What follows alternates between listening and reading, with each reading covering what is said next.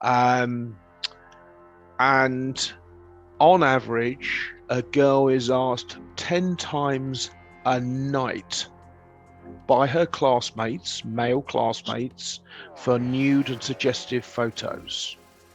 Now, number one, this is incredibly stressful for the girl who, at that age, so badly wants to fit in and be popular that they are vulnerable to this. And she then becomes a producer of child pornography. And the boy, he's not getting the picture because he likes the girl specifically. He's getting the picture so he can brag about it. Mm-hmm. What a vicious cycle that is. It's horrifying. It's horrifying.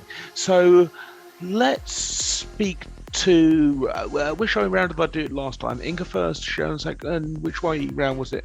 Okay, so my question then is, or the phrase I'd like you to gather up is something spoken down the barrel of the camera to a younger girl, a graduate, 18-year-old, whatever it is, that's on, in this case for me it will be LinkedIn only, but if you're on other platforms, speak to the girl who is getting this sort of thing and is it's like being gaslit, because you get the impression that everyone's doing it.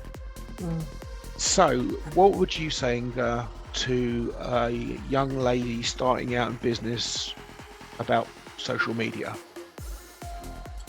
I would say, remember why you're on the platform, and then don't allow somebody else's behavior to change who you are and your behavior.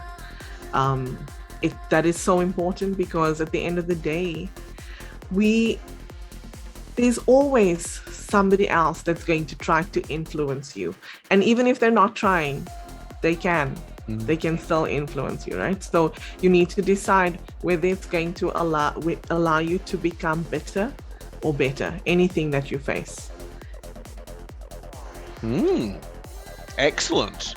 Sharon.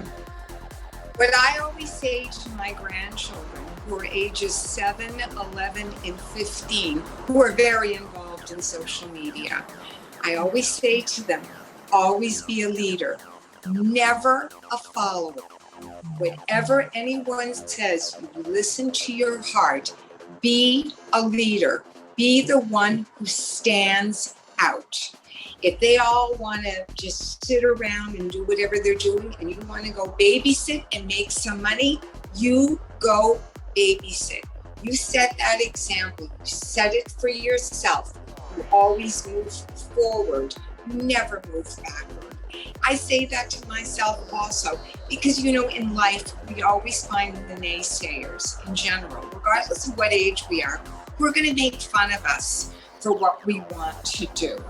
Follow your heart, follow your instincts. And I love what you said about being better, not being bitter. And you can only be better by moving straight ahead, listening to your heart, and not looking backwards. Your grandchildren are going to grow up particularly well, aren't they? Wow. Thank you. And you see, if you read books about leadership, you first have to lead yourself, and you're giving them that education, which is MBA level at 7. It's amazing how children have the capacity to understand, though, isn't it? Yes, they do. Right. In today's day and age, you have to be parents, grandparents, you have to be very strong, because our children are so surrounded by different modalities of social media. When I was growing up in Canada in the age of the dinosaur, we had a phone in our house. We did not have computers. We had 3 channels on our television. Things that my children can certainly not relate to. We didn't have all information. Oh dear. So was your telephone underneath the stairs?